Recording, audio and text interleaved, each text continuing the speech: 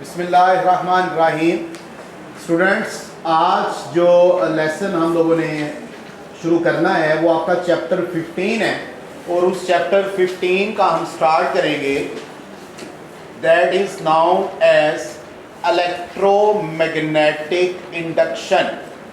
Electromagnetic induction.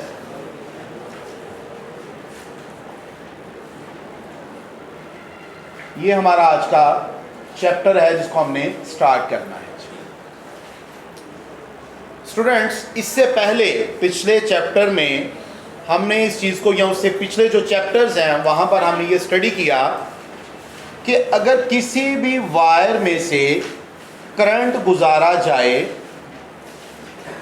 तो उस wire के अराउंड इनविजिबल फील्ड जनरेट हो जाती है जिसको मैग्नेटिक फील्ड कहते हैं। Whenever current passes through the wire, it generate magnetic field around it। किसी भी वायर में से करंट गुजारो उसके गिर्द मैग्नेटिक फील्ड पैदा हो जाएगी। जब ये फिनोमिना डिस्कवर किया गया तो कुछ साइंटिस्ट ऐसे थे जिन्होंने इस फिनोमिना के ऑपोजिट सोचना शुरू कर दिया, क्योंकि नेचर में सिमेट्री पाई जाती है कि अगर करंट की वजह से मैग्नेटिक फील्ड पैदा हो रही है तो क्या यह मुमकिन है कि मैग्नेटिक फील्ड क्या पैदा कर दे? करंट पैदा कर दे। तो इसके ऊपर यह क्वेश्चन था, is that possible that with the help of magnetic field we can generate current? ये इसके ऊपर काम होना शुरू हो गया। मुख्तलिफ साइंटिस्ट ने इस पर अटेम्प्ट ली। इसमें आपका एक जोसेफ हेनरी नामी साइंटिस्ट था और गालबन माइकल फराडे था। दोनों ने, एक ने इंग्लैंड में एक ने गालबन अमेरिका में, इंडिपेंडेंटली इस पर अटेम्प्ट लेना शुरू की और सीरीज ऑफ एक्सपेरिमेंट्स किए गए। उन सीरीज ऑफ एक्सपेरिमेंट्स के बाद ये बात इस्टेब्लिश हो गई कि अगर आपके पास कोई एक सर्किट हो और उस सर्किट में किसी भी तरीके से मैग्नेटिक फील्ड को चेंज करवाया जाए,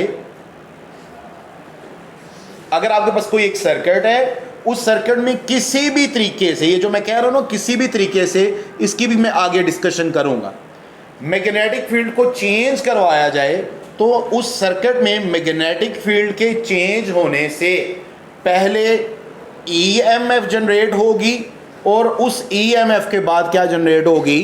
करंट जनरेट होगी। किसी भी सर्किट में अगर किसी भी तरीके से मैग्नेटिक फील्ड को चेंज करवाया जाए तो वो ईएमएफ जनरेट करेगी। यहां पर ईएमएफ के साथ एक वर्ड यूज होगा, इंड्यूस्ड। तो वो ईएमएफ को इंड्यूस करेगी, फिर उसके बाद इंड्यूस्ड करंट पैदा होगा।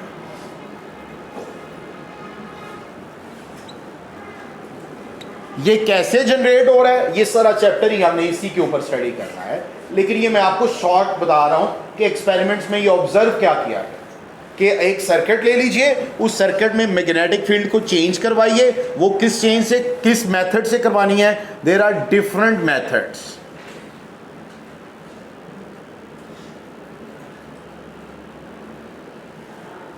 उन किसी भी तरीके से मैग्नेटिक फील्ड अगर चेंज हो जाएगी तो उस सर्किट में ईएमएफ इंड्यूस हो जाएगी। वंस ईएमएफ इंड्यूस होगी तो फिर उससे क्या इंड्यूस हो जाएगा? करंट इंड्यूस हो जाएगा। ये जो फिनोमिना है, this phenomena is known as electromagnetic induction. Is that clear? कोई मसला तो नहीं है? पक्की बात है। तो इसकी फिर डेफिनेशन आप लिख लीजिए कि in a circuit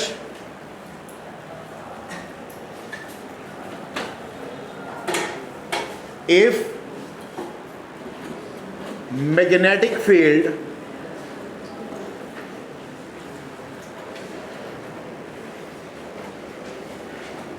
is changing,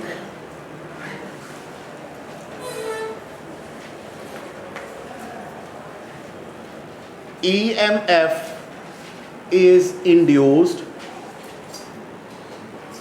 then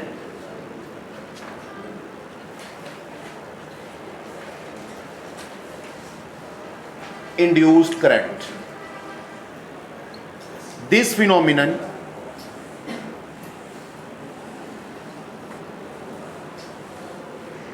is known as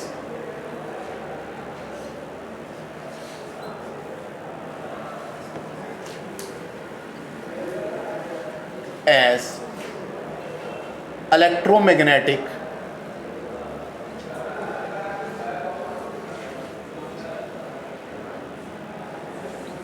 induction.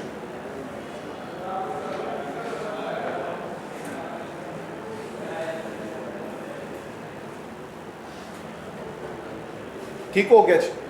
अब इस फिनोमिना को फर्दर स्टडी करने के लिए डिफरेंट एक्सपेरिमेंट्स किए गए। आपकी बुक में सीरीज ऑफ एक्सपेरिमेंट्स हैं, उनमें से एक दो मैं डिस्कस कर लूँगा, रिमेनिंग आप उनको स्टडी कर लीजिएगा, फिर हम फर्दर नेक्स्ट लेक्चर की तरफ जो है वो जाएंगे। स्टूडेंट्स, फर्ज कीजिए for the sake of argument को हमारे पास ये एक वायर है, कंडक्टिंग वायर है। इस वायर को मैंने अटैच कर दिया एक गलवानोमीटर के साथ।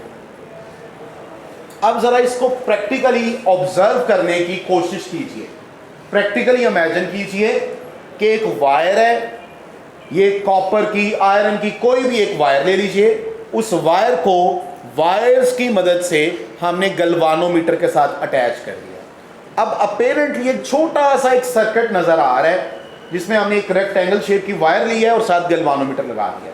इसमें देखिए किसी किस्म का आपको सोर्स ऑफ करंट नजर नहीं आ रहा, कोई सेल नहीं लगा हुआ सॉरी, कोई बैटरी नहीं लगी हुई, कोई ऐसी चीज नजर नहीं आ रही जिस चीज की वजह से इस सर्किट में क्या पैदा हो, करंट पैदा हो, कुछ भी। ये गलवानोमीटर क्यों लगाया? गलवानोमीटर सिर्फ इस वजह से लगाया ताकि अगर करंट जनरेट हो रहा है तो इसको डिटेक्ट कर दे, क्योंकि करंट ऐसी चीज़ है जिसको हम देख तो नहीं सकते, तो उसको डिटेक्ट करने के लिए कोई चीज़ चाहिए या नहीं चाहिए। और हमें पता है galvanometer is very sensitive instrument, it gives full deflection, even very small current passes through it. ये पिछले चैप्टर में हम डिटेल में, बड़ी डिटेल में इसको स्टडी कर चुके हैं। अब ये आपके पास सर्किट है, ये मैं इधर डायग्राम बना रहा हूं, लेकिन इसको जरा प्रैक्टिकली भी इमेजिन करने की कोशिश कीजिएगा, आप इस लेक्चर को ज्यादा अच्छे तरीके से एंजॉय करेंगे। अब यही जो सर्किट है इसको मैं एक ऐसे रीजन में लेकर आता हूं जहां पर मैग्नेटिक फील्ड है। फर्ज कीजिए, डायग्राम शायद थोड़ी रफ हो जाए but I will try my level best to convey you proper message. ये मेरे पास एक मैग्नेट है, यू शेप का मैग्नेट है।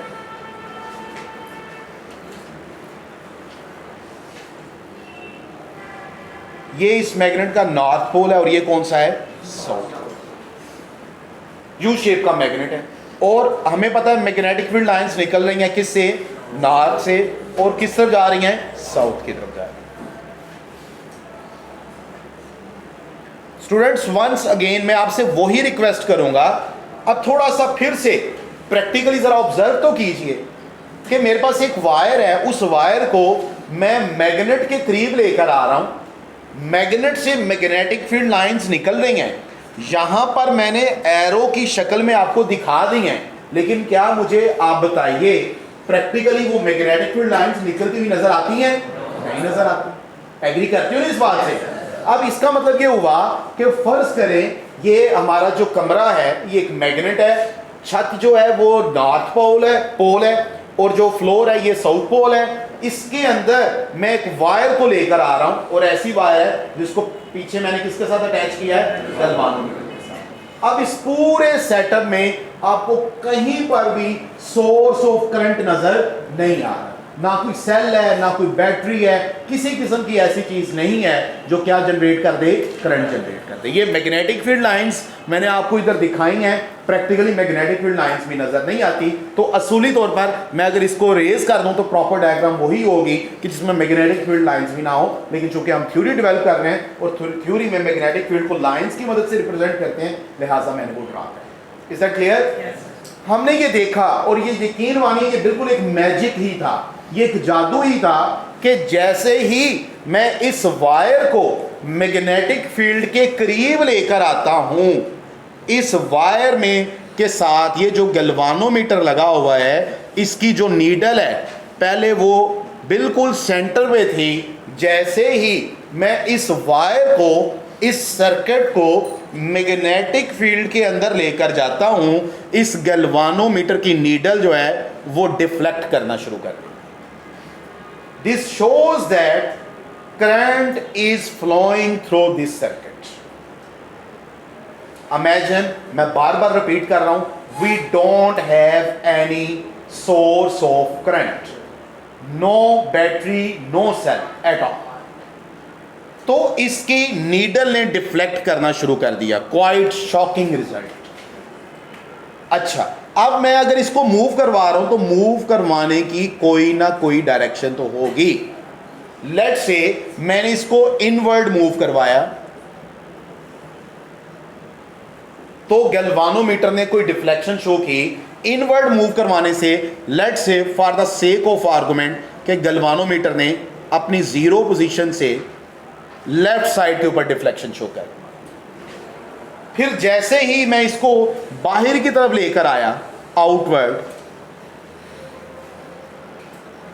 Once again galvanometer shows the deflection, लेकिन अब जो डिफ्लेक्शन थी वो उसके किस डायरेक्शन में थी? Opposite direction.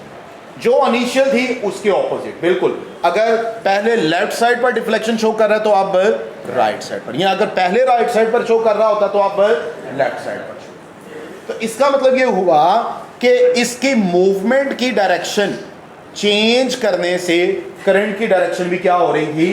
चेंज हो रही। अब इन बातों को आपने याद करते जाना, नोट करते जाना। When a circuit is moving in a magnetic field in a region where there is a magnetic field, current is induced। Current induce हुआ। अगर आप इसको एक पर्टिकुलर डायरेक्शन में लेकर जा रहे हैं मुसलसल, तो करंट एक पर्टिकुलर डायरेक्शन में इंड्यूस हो रहा है। अगर आप डायरेक्शन रिवर्स करते हो तो करंट की डायरेक्शन भी क्या हो जाती है? रिवर्स हो जाती है। ये this is your one observation, please keep in mind this observation. Observation number 2, आप उसी पर्टिकुलर डायरेक्शन में हो लेकिन आप उसको मूव नहीं करवा रहे।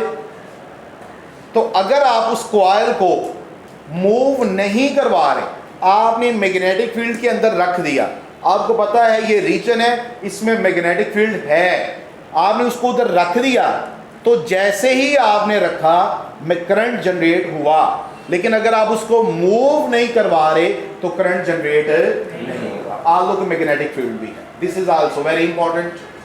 वन, जिस डायरेक्शन में लेकर जा रहे हो, अगर एक डायरेक्शन जाओगे तो करंट की एक पर्टिकुलर डायरेक्शन होगी, उस डायरेक्शन से कॉइल की मूवमेंट ऑपोजिट डायरेक्शन में लेकर जाओगे तो करंट की डायरेक्शन भी क्या हो जाएगी? ऑपोजिट होगी। एक। नंबर 2, आप मैग्नेटिक फील्ड वही है, कॉइल वही है, लेकिन आपने कॉइल को स्टेशनरी स्टेट में रख दिया मैग्नेटिक फील्ड के अंदर, तो अब भी करंट जनरेट नहीं होगा। 2 ऑब्जर्वेशन। नंबर 3 ऑब्जर्वेशन, आपने कॉइल लिया, जिस भी डायरेक्शन में मूव करवा रहे थे उसके कॉरस्पॉन्डिंग करंट पैदा हुआ, लेकिन अब आप क्या करते हो? आप इसके मूव करवाने की जो स्पीड है उसको बढ़ा देते हो। मतलब बात को सिर्फ समझाने के लिए अर्ज करने लगा हूं कि ये आपका जो है, ये फर्स्ट रीजन सारे का सारा मैग्नेटिक फील्ड से भरा हुआ है। आप पहले कॉइल को ऐसे लेकर जा रहे हो, समझ आ गई बात की, लेकिन अब आप उसकी स्पीड बढ़ा रहे हो। मसलन मैं यहां से चलता हूं और प्लीज जरा बुक कीजिएगा। फर्ज कीजिए ये एक सर्किट का हिस्सा है, ऊपर से मैग्नेटिक फील्ड लाइंस आ रही हैं और ये थ्रू उस विंडो तक मैग्नेटिक फील्ड रीजन है। मैं इसको ऐसे लेकर जा रहा हूं और साथ में गैल्वानोमीटर को देख रहा हूं, ठीक है, गैल्वानोमीटर डिफ्लेक्शन शो कर रहा है। अब मैं क्या करता हूं? मैं उसी डायरेक्शन में जाता हूं लेकिन स्पीड से जाता हूं। तो मैंने ये देखा कि अगर हम स्पीड बढ़ाएंगे तो स्पीड के बढ़ाने से जो गैल्वानोमीटर की डिफ्लेक्शन शो हो रही है उसकी वैल्यू पहले की निस्बत क्या हो गई? ज्यादा हो गई। तो इसका मतलब है स्पीड के बढ़ाने से भी करंट की वैल्यू में क्या हो रहा है? Is that clear? तो ये कुछ अच्छा, ये 3 ऑब्जर्वेशन होगी। नेक्स्ट ऑब्जर्वेशन आपकी क्या है कि आप स्पीड वही रखें, ठीक, चेंज उसी तरीके से करवाएं, लेकिन अब आप मैग्नेटिक फील्ड को स्ट्रॉन्ग कर दें। बात को समझाने के लिए पहले 4 लाइंस लगाई हैं, अब मैं 5th लाइन भी लेकर आ रहा हूं, 6th भी लेकर आ रहा हूं, 7th भी लेकर आ रहा हूं, 8th भी लेकर आ रहा हूं। मतलब मैंने स्ट्रॉन्ग मैग्नेटिक फील्ड को कर दिया। Magnetic field is more strong, ज्यादा स्ट्रॉन्ग हो रही। तो बेटा जब मैंने मैग्नेटिक फील्ड को स्ट्रॉन्ग किया, बाकी सारे पैरामीटर्स मैंने सेम रखे, गैल्वानोमीटर भी वही है, सर्किट भी वही है, उसके सर्किट के मूव करवाने की स्पीड भी वही है, लेकिन अब मैंने मैग्नेटिक फील्ड को क्या कर दिया है, स्ट्रॉन्ग। बात को समझाने के लिए कि पहले बी छोटा था, अब बी बड़ा हो गया, ठीक है। मैंने इस बी से इस बी तक जो है वो मैंने चेंज किया। तो जब मैंने मैग्नेटिक फील्ड स्ट्रॉन्ग की तो मैंने ये देखा कि पहली मैग्नेटिक फील्ड पर जो करंट जनरेट हो रहा था, अब करंट भी बड़ा हो गया, मतलब ज्यादा करंट जनरेट हो रहा पहले। और ये एक ऑब्जर्वेशन थी, पहले क्या थी कि अगर स्पीड से, ये छोटी स्पीड है, ये बड़ी, बात को समझाने के लिए, ठीक है, आपको आइडिया होगा कि मैग्नीट्यूड में बढ़ा रहा हूं। तो इससे पहले अगर करंट आई जनरेट हो रहा था, तो अब ये करंट हो गया। Is that clear? ठीक है, तो स्पीड के बढ़ाने से भी करंट बढ़ रहा है, मैग्नेटिक फील्ड को स्ट्रॉन्ग करने से भी करंट बढ़ रहा है। इज दैट क्लियर बेटे? कोई मसला मेरा भाई? अच्छा, थर्ड पैरामीटर, अगर आपने एक कॉइल की जगह दो कॉइल रख दिए एक दूसरे के ऊपर, ये पहला कॉइल है, ये दूसरा, तीसरा, चौथा, पांचवा, अब नंबर ऑफ कॉइल्स बढ़ाते जा रहे हैं, बाकी सारे पैरामीटर्स वही हैं, बी भी वही है, वी भी वही है। तो आप देखेंगे कि अगर आप नंबर ऑफ कॉइल्स बढ़ाएंगे तो नंबर ऑफ कॉइल्स के बढ़ाने से भी करंट की वैल्यू क्या हो रही है, ज्यादा हो रही है, ठीक है। तो अगर आप, ये दूसरा पैरामीटर था, ये तीसरे पैरामीटर की मैं बात कर रहा हूं कि if we increase number of turns, N से कैपिटल एन कर लिया तो आई की वैल्यू भी आई से कैपिटल, ठीक है। ये तीन पैरामीटर्स मेरा भाई मैंने आपसे शेयर कर लिए हैं कि ये एक्सपेरिमेंट्स ने बताया कि बी की वैल्यू बढ़ाने से, स्पीड बढ़ाने से, नंबर ऑफ टर्न्स बढ़ाने से जो उसमें पैदा होने वाला करंट है उसकी वैल्यू क्या होगी, ज्यादा। Is that clear? कोई मसला? अच्छा जी, एक चीज होगी। अब थोड़ा सा हम आगे चलेंगे, बात को मजीद आगे लेकर जाएंगे। हमने एक और चीज को ऑब्जर्व किया which is also very interesting, कि मैं इन पैरामीटर्स में से किसी को डिस्टर्ब नहीं कर रहा, बी भी वही रख रहा हूं, वी भी वही रख रहा हूं, एन भी वही रख रहा हूं, हर सारी चीजें सेम है। मैं क्या करता हूं, मेरे पास ये जो वायर है, इस वायर को चेंज करता हूं और डिफरेंट किस्म, डिफरेंट मटेरियल्स की वायर्स लगा देता हूं, लेकिन होनी सारी वो कंडक्टिंग वायर्स चाहिए, मतलब करंट उसमें से गुजर सके। लेट्स से मैंने पहले ए वायर यूज की, फिर बेटे मैंने बी वायर यूज़ की, फिर मैंने सी वायर यूज़ की, और फिर मैंने डी वायर यूज़ की। मैं मुख्तलिफ मटेरियल्स के नाम भी लिख सकता हूँ, लेकिन चूंकि मुझे उनकी रेजिस्टेंसेस का एक्चुअल आइडिया नहीं है, इसलिए मैं नाम नहीं लिख रहा। फर्स्ट कीजिए, जो आपके पास ए वायर है, ए मटेरियल है, उसकी रेजिस्टेंस सबसे ज़्यादा है, बी की उससे कम है, सी की उससे कम है, और बेटा डी की उससे कम है।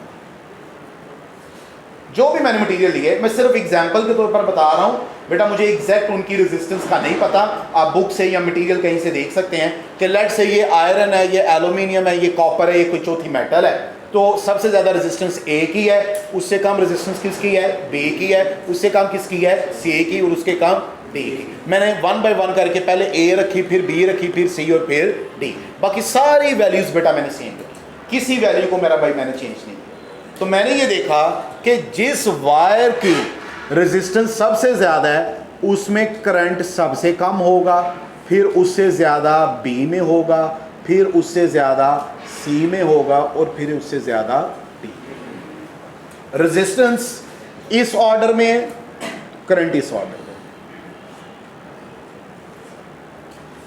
ये बात हजम हुई या नहीं हुई कि जिस वायर की रेजिस्टेंस सबसे ज़्यादा थी उसमें गैल्वानोमीटर की डिफ्लेक्शन सबसे कम थी, और जिसकी रेजिस्टेंस सबसे कम थी उसमें गैल्वानोमीटर की डिफ्लेक्शन सबसे ज्यादा। लेकिन जब आप इन दोनों टर्म्स का प्रोडक्ट लेते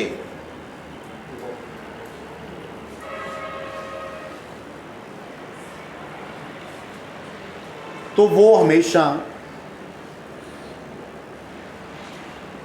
कांस्टेंट आता, वो बेटा हमेशा क्या आता, फिर से बोलिएगा प्लीज। इसकी एग्जांपल, हमेशा इस तरह की बात मैं एक एग्जांपल से समझाया करता हूं कि लेट से for the sake of argument इसकी वैल्यू अगर 5 है, इसकी वैल्यू 2 है, तो क्या हो गया, 5 मल्टीप्लाई बाय 2 10। तो बेटा अगर मैं इसकी वैल्यू 2 कर दूं तो इसकी क्या हो जाएगी 5, तो फिर भी ये क्या हो गया और अगर मैं इसकी वैल्यू 1 कर दूं तो ये क्या हो जाएगी 10, तो फिर भी ये क्या हो गया 10। तो इसी तरीके से मतलब अगर एक बढ़ रहा है दूसरा उसी रेशो से कम हो रहा है, और अगर कम हो रहा है तो दूसरा ज्यादा हो रहा है, इस तरह कि उनका प्रोडक्ट हमेशा क्या आता, कांस्टेंट आता, सेम आता, और इस कांस्टेंट को हमने नाम दे दिया किस चीज का, EMF। बेटा किस चीज का, और इसके पीछे हमने लिख दिया इंड्यूस्ड। आपने काम करना है, इंड्यूस का मीनिंग देखना है आपने, इसका मीनिंग क्या होता है, गूगल कर लीजिएगा या किसी इंग्लिश की डिक्शनरी से देखिएगा इंड्यूस का मतलब क्या होता है। ये टर्म बहुत ज्यादा यूज होगी यहाँ पर, इंड्यूस्ड करंट, इंड्यूस्ड EMF। मैं टर्म प्रोड्यूस नहीं यूज कर रहा, मैं टर्म यूज कर रहा हूँ इंड्यूस। तो ये आपको छोटा सा एक होमवर्क कह लीजिए कि इंग्लिश डिक्शनरी से या आपने मतलब कहीं से भी गूगल कर लीजिएगा, आपने मुझे इंड्यूस के मीनिंग बताने हैं, ये कल मैंने आपसे पूछने हैं। अगर ये मीनिंग आपको समझ आ जाएगी ना तो हमारा पूरा चैप्टर बड़ा मजे का चलेगा। ठीक हो गया जी। अच्छा मुझे देखिए बुक में ये पॉइंट्स दिए हुए हैं सर, फटाफट देखिए।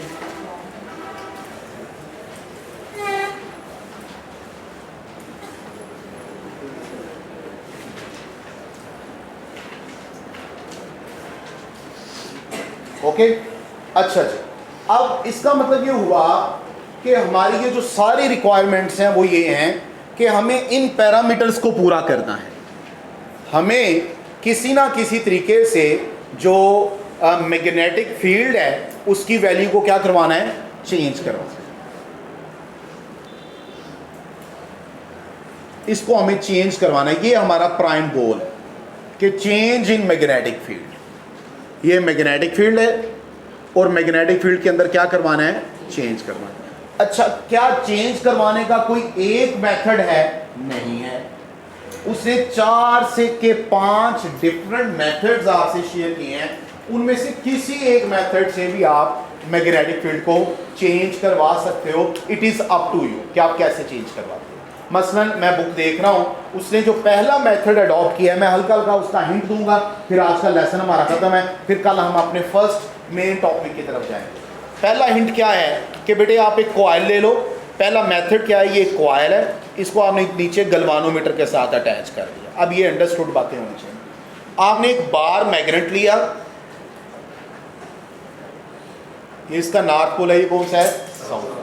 आपने बार मैग्नेट लिया और उस बार मैग्नेट को आप इस कॉइल के करीब लेकर जाते हो और फिर बाहर लेकर आते हो, to and fro motion, to and fro motion. तो इसकी मदद से भी जो है वो करंट जनरेट होगा। Is that clear? एक मेथड ये है। दूसरा मेथड ये है कि आप बेटा इस बार मैग्नेट को फिक्स कर देते हो, इसको मूव नहीं करवाते, ये मैग्नेटिक फील्ड निकल रही है। जो कॉइल है उस कॉइल को आप मूव करवा रहे हो टू एंड फ्रो, तो उससे भी रिजल्ट्स हमें मिल सकते हैं। Is that clear? फिर तीसरा मेथड क्या है, प्लीज रख दीजिएगा बुक दे प्लीज। तीसरा मेथड क्या है कि एक रीजन है, उस रीजन में मैग्नेटिक फील्ड है, आप उस रीजन में ये जो कॉइल है आप इसको मूव करवाइए। लेट से आप इस तरह मूव करवा रहे हैं, बेटा बात समझ आ रही है? आप इस तरह भी मूव करवा सकते हैं। देखिए उसने ये एग्जांपल्स दी हुई है मेरा भाई, प्लीज देखिएगा, आपको मिल जाएंगे, हैं ऐसी एग्जांपल। तो इन मेथड से भी बेटे जो है वो सेम रिजल्ट्स हमें मिल सकते हैं। नेक्स्ट पेज कीजिएगा प्लीज। नेक्स्ट पेज में भी उसने 2 एग्जांपल्स शेयर किए हैं। ये जो एग्जांपल्स हैं मैं फिलहाल इनको आपसे डिस्कस नहीं कर रहा, ये आप लोगों ने पढ़नी है। ये हम जब पढ़ेंगे मोशनल EMF, फिर हम म्यूचुअल इंडक्टेंस और सेल्फ इंडक्टेंस पढ़ेंगे ना, तो वहाँ पर इन एग्जांपल्स को हम ज़्यादा डिटेल में देखेंगे। आज का लेसन इतना ही है, कल इंशाल्लाह हम नेक्स्ट लेक्चर को डिटेल में डिस्कस करेंगे। थैंक यू सो मच, अल्लाह हाफिज़।